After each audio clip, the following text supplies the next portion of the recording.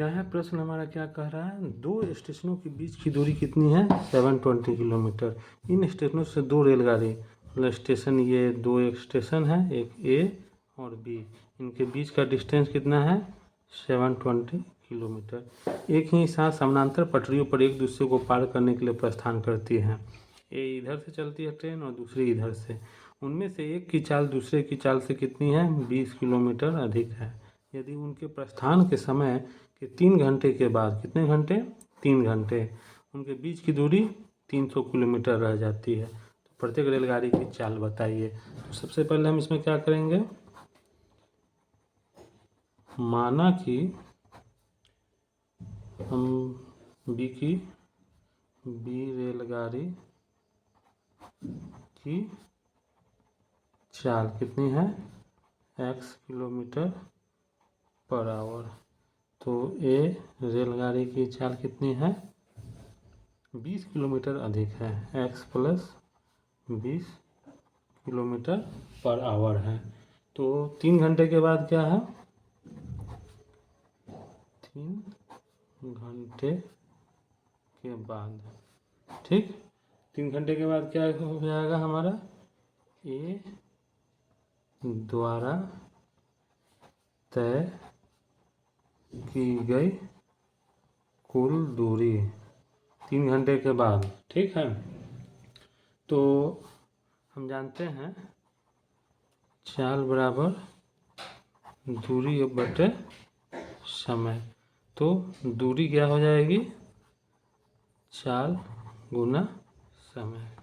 तो कुल दूरी कितनी है इसकी 3 घंटे के बाद, तो चाल इसकी है एक ही चाल x प्लस 20 और समय 3 घंटा, ठीक। और b द्वारा तय की गई कुल दूरी कितनी हो जाएगी, b की चाल है x और 3, तो 3x हो गया ये ना किलोमीटर, ठीक है। अब प्रश्न से हम आते हैं, प्रश्न से क्या कह रहा है 3x यानी ये दूरी प्लस x प्लस 20 इंटू 3, ये दूरी कितनी हो गई है हमारी 300 किलोमीटर कम हो रह जाती है, यानी कि कितनी दूरी उसने तय कर ली इसके बराबर, ठीक।